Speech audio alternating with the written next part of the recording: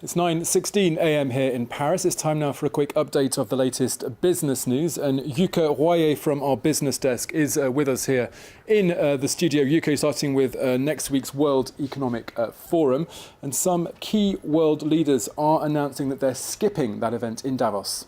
Well, Thomas, the US President Donald Trump has decided that not only himself, but the whole US delegation will be away from that conference.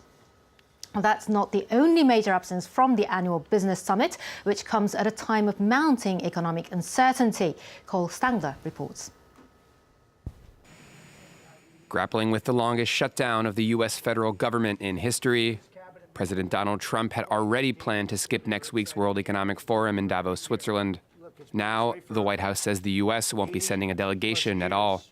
Out of consideration for the 800,000 great American workers not receiving pay, and to ensure his team can assist as needed, President Trump has canceled his delegation's trip to the World Economic Forum in Davos. Trump's not the only world leader set to skip the annual powwow to deal with domestic issues. Emmanuel Macron, who this week kicked off a national debate aimed at quelling France's Yellow Vest protest movement, will be staying home. So will British Prime Minister Theresa May, reeling from Parliament's rejection of her proposed Brexit deal. It is clear that the House does not support this deal. A gloomy backdrop for a conference already marked by economic uncertainty, from worries over trade disputes to fears of a global slowdown. We see everybody absorbed by crisis management. Where do we look still at the future? We want to be more opportunity-oriented and not necessarily talking about the present crisis by which the political world is absorbed. Some 3,000 people are still expected to gather in Davos next week. Among the issues on the docket, technological innovation, climate change, and growing trade frictions. Turning now to global markets, stocks rising on hopes that trade tensions between the US and China may be easing soon, after the Wall Street Journal reported that the US government was considering lifting some or all of tariffs imposed on Chinese imports to calm markets. The newspaper said that Treasury Secretary Steven Mnuchin had proposed ratcheting back the punitive tariffs to give Beijing an incentive to make deeper concessions and reach a deal. The US and China are set for another round of talks on January the 30th.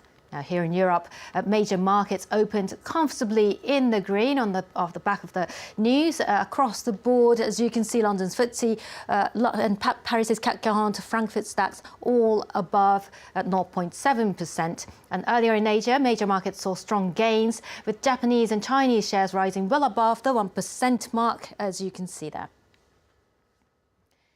Some more of the business stories that we're covering at this hour. And Tesla is recalling more than 14,000 cars in China due to faulty airbags.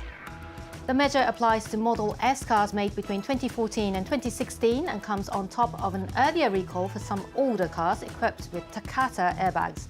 The Japanese supplier went bankrupt in 2017 after its airbags were blamed for a number of deaths. A US federal grand jury has indicted 4 more managers at Audi in connection with the Dieselgate emissions cheating scandal. Audi is a luxury unit of German carmaker Volkswagen. Volkswagen admitted in 2015 to secretly installing software in nearly 500,000 cars in the US to evade government emissions tests, and pleaded guilty in 2017 to felony charges. One Audi manager had already been indicted. Nissan and Mitsubishi Motors say that Carlos Ghosn improperly received nearly 8 million euros in compensation from a joint venture between the two firms. This without discussing it with the CEOs of the two car makers. Ghosn has been in a Japanese prison since his shock arrest on November the 19th and has been formally charged with financial misconduct. His lawyer has filed a new request for bail after a court rejected his earlier request this week. And that wraps up the business news for now. Yuka Royer, thank you very much.